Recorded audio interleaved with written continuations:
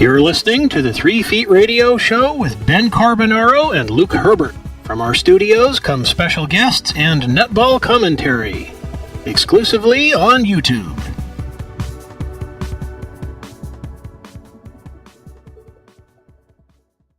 Welcome, listeners, to this latest installment of the 3 Feet Radio Show. I am Luke Herbert, and I am joined in the studio by my noted netball journalist and co-host Ben Carbonaro. How are you today, Ben?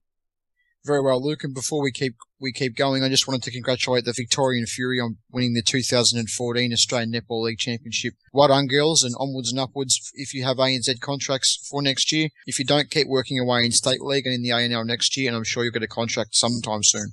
And tonight in the studio, we're going to touch on a handful of topics that, because we've had an exciting stable of guests in our studio, we haven't been able to get to. But, starting off with the ANL, which you rightfully alluded to, we've had guests on this program who are either tied into the NPC News On or the ANL in Australia. And for me, when I think of the NPC, I'm thinking of our discussion with Debbie White. We had this recently. But, just to kick us off, give us your thoughts on, from a player development perspective, how the ANL has the edge over the NPC.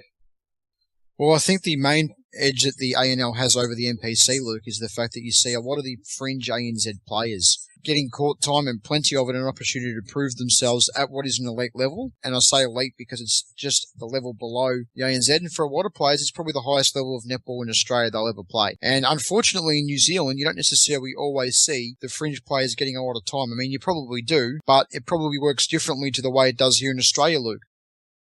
Your finger's quite well on the pulse there, Ben, because while you can see young and up-and-coming players in the NPC, you can also see a lot of established players there. You won't see any Silver Ferns play in the NPC anymore, but you can see established ANZ Championship players play in the NPC. And I think, where we are today in terms of the lack of player development, umpiring and coaching pathways in New Zealand, I think that the ANL was better by design than the NPC by far, and I think that the NPC does need to be rebooted or reformatted so it becomes like the ANL, so that, if a player has played so many quarters in the ANZ Championship or so many games, they don't play in the NPC, so it can become more of a developmental competition. And I also think that the structure of the NPC needs to change so it's more like the ANL. So you do have a bit more travel for the players, and you do have a proper round robin draw and then a finals. Weekend, that's what we have here. We had it in Melbourne again this year. We had it out at the Waverley Netball Centre, and it ran over 2 or 3 days, Luke.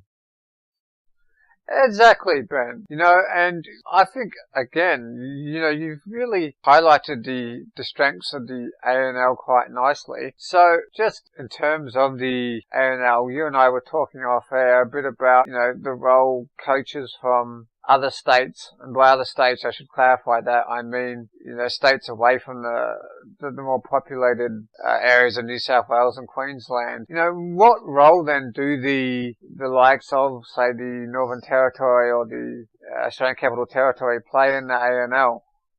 Well, the role of states like the Northern Territory and the Australian Capital Territory, the ACT, Luke, I think they may not be playing finals every year or don't play finals at all. They might be capable of the odd upset, but I think what their main role is to provide opportunities for players in those 2 territories to play netball at the highest level they probably ever will be able to play. Because unfortunately, the development pathways in those 2 areas, especially in the Northern Territory, just aren't there.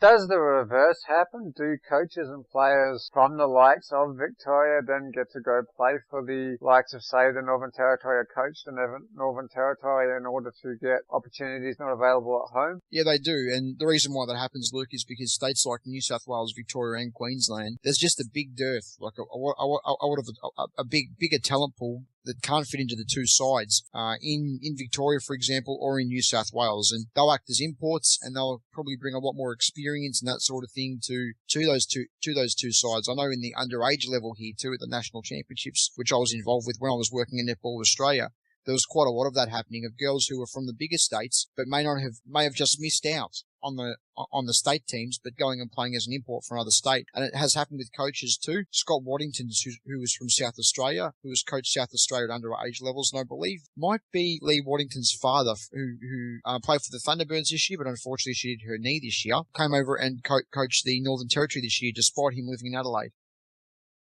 I can't really say conclusively if they expanded the NPC how much of that would happen. I think though you have basically presented an excellent argument to Netball New Zealand for the structural changes in New Zealand's play development pathways or reforms that need to take place, because, you know, even in the recent under-23 tournament that took place, we had the likes of Storm Purvis playing in the tournament, and she's well established in the ANZ Championship. So shout out to Storm, who's recovering from off-season surgery, and any other players that are using the off season to recover from injuries or surgery. But, you know, again, it just highlights what we have been talking about on this program. And, you know, just switching gears while we're speaking of the under-23 tournament, because in that tournament they trialled the 2-point goal, which we've seen at Fast 5, and you and I have had discussions off air about different rule changes to the game that we would like to see. And so just starting with you, you know, if you had certain rule changes you'd like to see trialled, what would they be?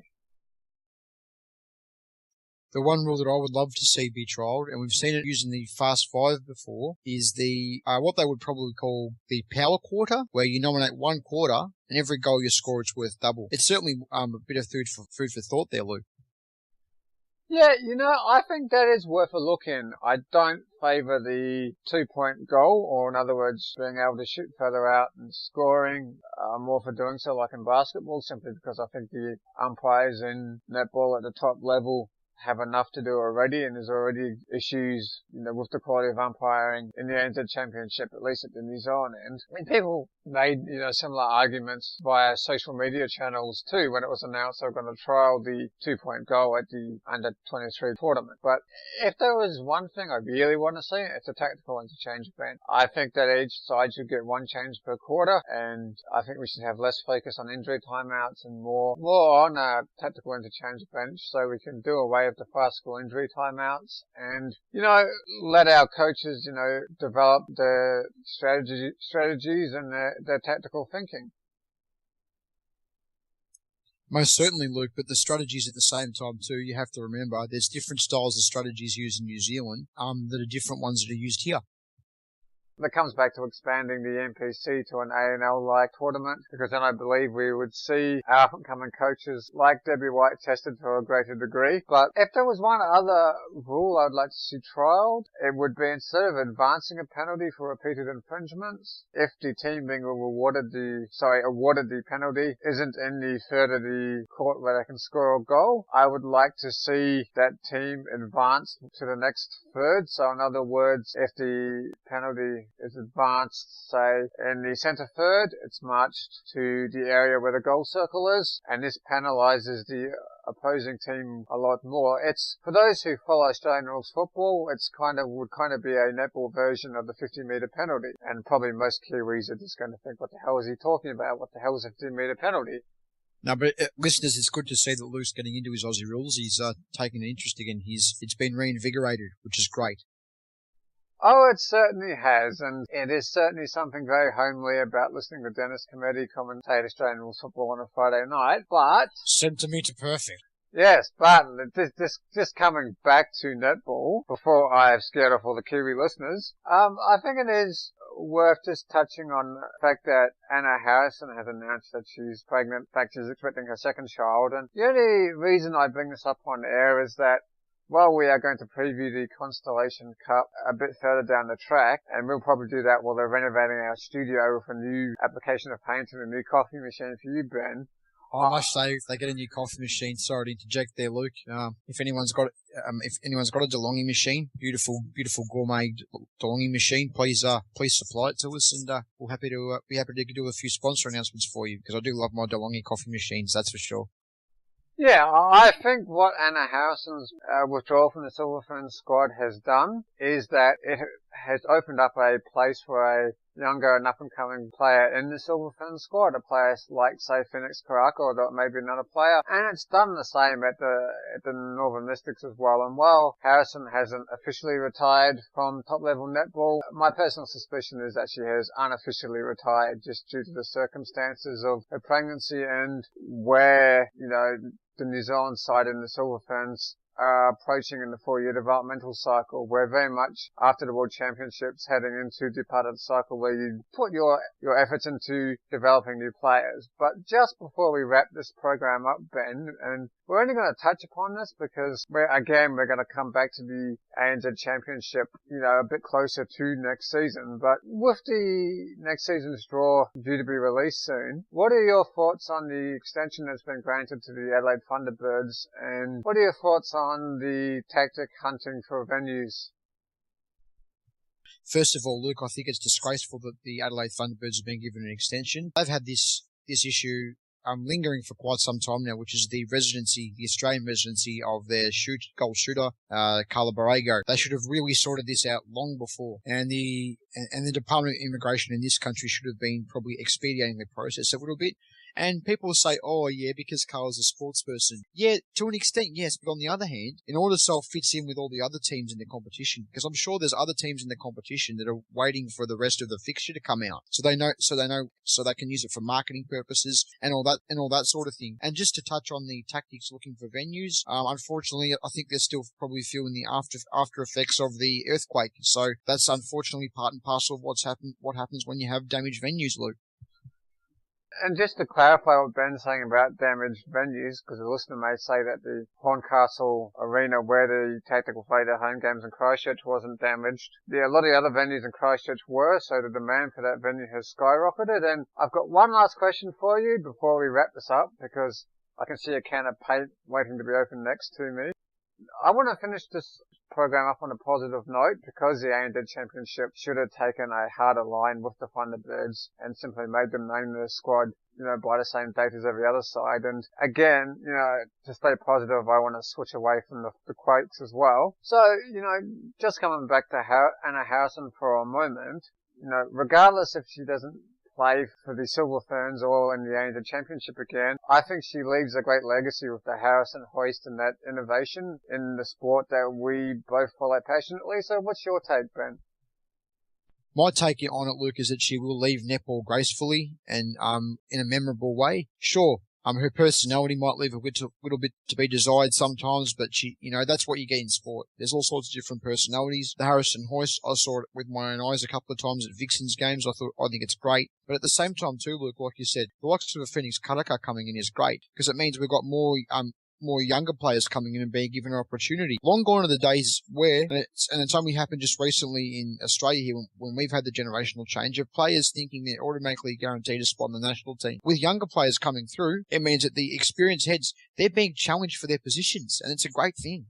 It's an outstanding thing, that, Ben, and I wasn't going to touch on, should we say, the contribution Anna Harrison's made in terms of, how do we put this, what her personality dictates, but, I think you said that very well, Ben. And on that note, we bid the listener goodbye for now, and Ben goes out and seeks his new coffee machine, and I get out the paint rollers. Hello, sponsors. DeLonghi, give us a call. Supply machine. You've been listening to the 3 Feet Radio Show with Ben Carbonaro and Luke Herbert. Tune in next time for more special guests and netball commentary exclusively on YouTube.